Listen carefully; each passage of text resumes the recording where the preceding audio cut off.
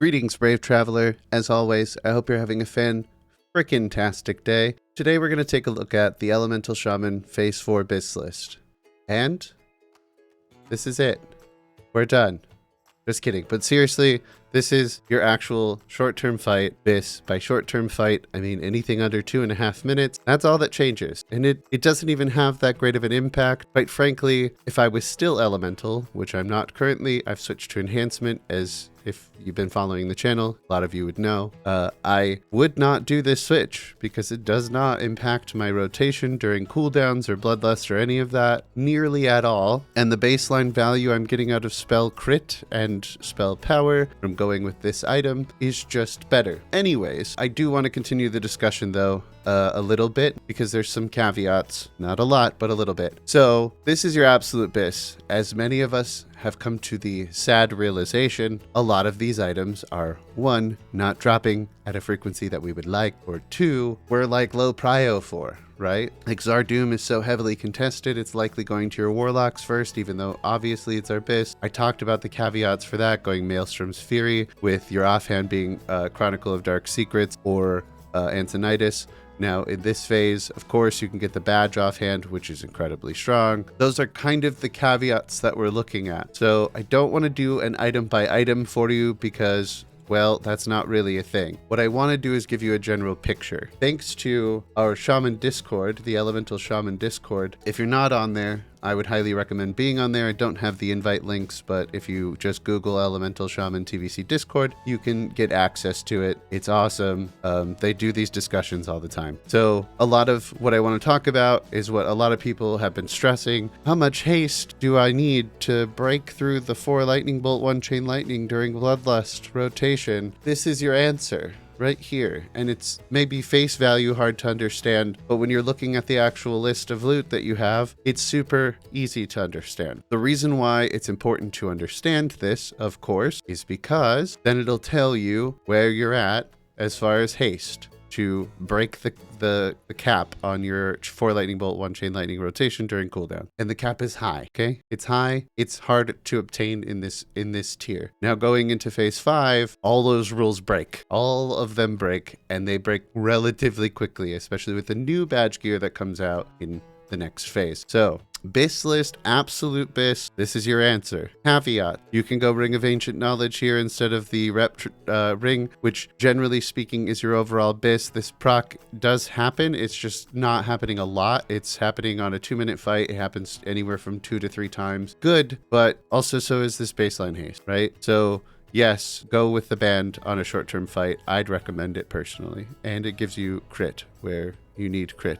So with our totem active and all that stuff, you're looking at about 1250 spell power and then 35-ish% crit with this set. And haste is 151. So let's consider that when we look at this chart. At 151 haste, you would need 1600 spell power in order to switch to just 1 lightning bolt, just spamming lightning bolt over and over again during these cooldowns, okay? That's obviously not achievable because 1600 spell power puts us about 300 spell power over where we'll be naturally during a fight. Even if you consider the proc, so 95 puts us at 1200, add our spell power totem, 1300, food buff and flask puts us at about 1400. So we'd be right here. So we'd need at this point about 170 haste. Right? So that being said, you can do that. Drop the ring proc and swap to the loop of Cursed Bones, and you're at 209 haste, which with the food buff, all that stuff we just talked about, you're at a little over 1300 spell power. That actually does benefit you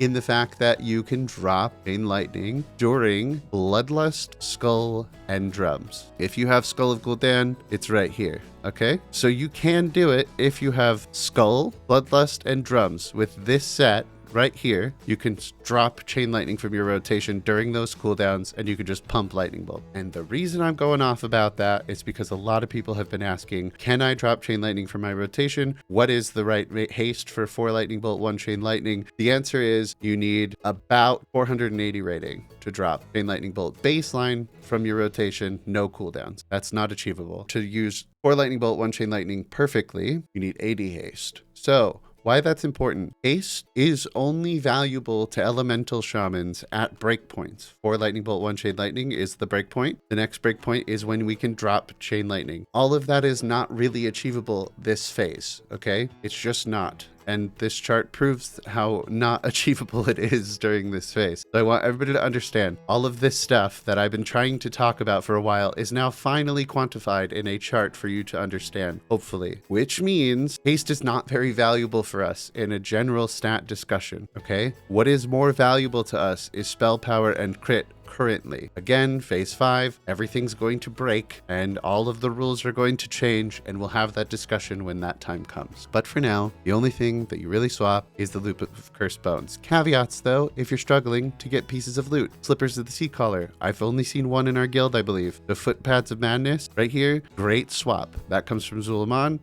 You can use that for now. It gives you a little extra haste, but you do lose quite a bit of crit, and that's unfortunate. Your spell power stays roughly the same, not that big of a deal. Leggings of Channeled Elements, again, you can swap these. I would recommend to go with the Elunite Imbued Leggings if you're going to swap those legs for anything, and that's the Zulaman Time Chest. So that's a good side grade from Zulaman that you can have for right now. The badge, Pantaloons of Arcane Annihilation. These are another haste item, but again, you're not getting to those like super high breakpoints, and you're actually losing spell power while you're going on these items. So it makes that chart even harder to attain. Nimble Thought, if the Bracer pattern hasn't dropped for your guild, you can always go rune spell cuffs for Badges of Justice. These are some of the caveats that we're looking at. Obviously, again, if I have gotten my Leggings of Channeled Elements, I'm not going to make that swap. Not everybody's gotten them, obviously, but it is an option to go with the Zulaman Leggings. Let's talk about real quick the Hex Shrunken Head. So the Hex Shrunken Head does have a lot of value. If you haven't got your Skull of Gul'dan, this is an obvious boost to your DPS because most people are using Dark Iron Smoking or Icon of the Silver Crescent. Hex Shrunken Head is a obvious boost to those items. If you're not using those items, you're probably using Sextant, which is also a very strong item and gives you more crit, which is huge. We love that item. On long-term fights or cleave fights, you don't even use Lightning Capacitor. You use Skull of Gul'dan, Hex Shrunken Head combo, and Sextant and Skull of Gul'dan. So Trinkets are another thing that you want to look at. So maybe swap the Hex Shrunken Head in for the spot of Skull of Gul'dan, or you break even on spell power, but you lose that haste on use, you gain a spell power on use. These are all if your items are heavily contested. You're going to use Maelstrom's Fury as your alternative, with the offhand being either Antonitis or Chronicle of Dark Secrets. If loot's not dropping for you, the items that you can go are obviously Badger ZA gear. The chest piece, for example, Hauberk of the Furious Elements from Badges, very powerful, very strong, good haste, good spell power, good crit. This baseline is technically better, but again, maybe tier chests aren't dropping for you. Use that item. Okay, so the gist of all this that I wanted to get across, let's do a recap. Haste is only valuable to us at breakpoints. Those breakpoints are, when can I use 4 lightning bolt, 1 chain lightning instead of 3 lightning bolt, 1 chain lightning, which we've discussed is Bloodlust plus 80 haste, and Bloodlust gives you 30% haste, which equates to roughly 350 rating. So you, in order to do it baseline, would need to have 430